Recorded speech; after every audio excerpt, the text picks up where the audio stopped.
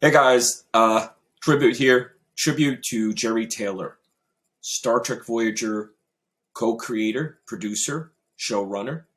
Before Star Trek Voyager, she was the showrunner in the seventh season, I believe, of Next Generation. That's where I first encountered Jeri's work and just loved it.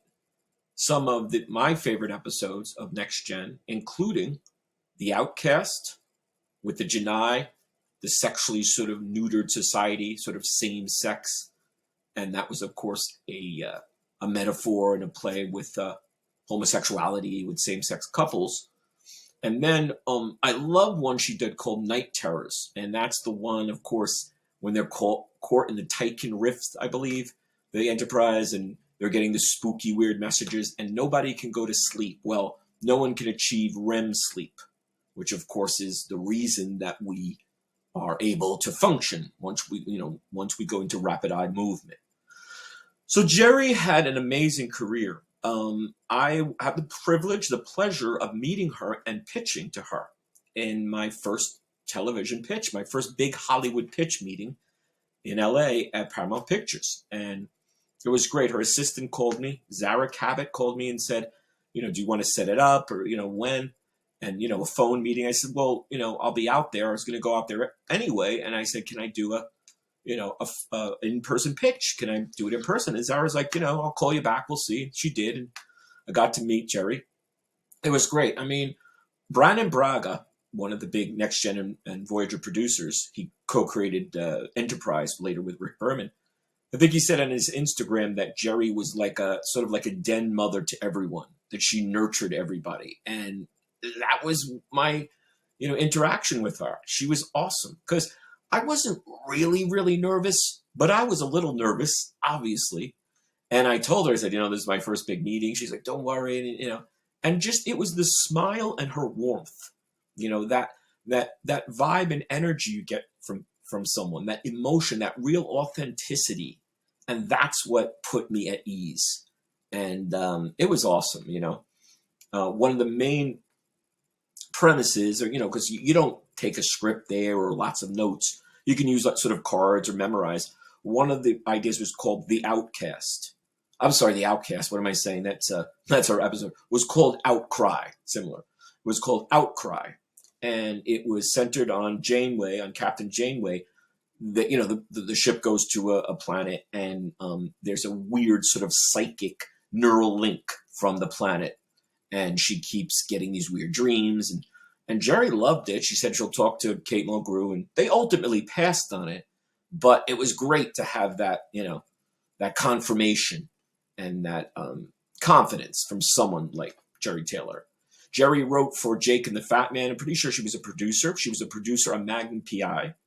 And what was really cool, I'm a big Little House on the Prairie fan. I love Little House on the Prairie. They call us bonnet heads, I guess, a bonnet head. Confirmed bonnet head. So when I was in the meeting, I looked up her resume before, and I said, "Oh, you wrote for Little House on the Prairie," and she said, "Yeah." And I said, "Oh, Michael Landon, what a talent!" Michael Landon wrote, I think it's 75 episodes of Little House on the Prairie, directed as many or more. So he was the lifeblood of that show, and Jeri was like, "Yeah, he was such a great person to work for," and that really bonded us. It was great. Jeri wrote, I think it was 3 Star Trek novels. This is, there's a lot of maybe screenwriters and novelists. To do both is pretty incredible.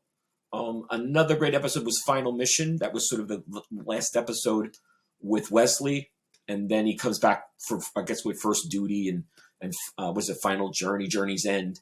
But Final Mission's a great one. It's a great adventure. It's an action tale in many ways, and it's just a great character study. And I think if you look at a writer's work and that theme, you look at Jeri's work, so much of it is character development. Is the character comes first. For me, I know when I write, I always try to have much more of a character. Like they say, there's the plot, story, a plot-driven story or a character-driven story. I always like to kind of get my first leads in there, hero, heroine in quickly. And I think it makes such a difference. One of the cool things is, I don't know if you guys know, but Alexander Enberg, who played Vorik on Voyager, that's Jeri's son. And I think he was in like maybe 10, 12, about a dozen. Great character. He played the Vulcan. And what a great lady. What a great talent. Go watch her episodes. Every episode that Jeri Taylor wrote you'll probably find great. Her favorite of all was the Drumhead, the Next Generation episode with the courtroom drama, the conspiracy sort of theory. And that's one of my favorites too. I just love that episode. The dialogue, the meaty substance of the conspiracy, of the legal drama, and Gene Simmons playing Admiral Settee is just one of the highlights of Next Generation. So look up Jeri's work. Hope you're subscribing. Hope you're enjoying. See you soon.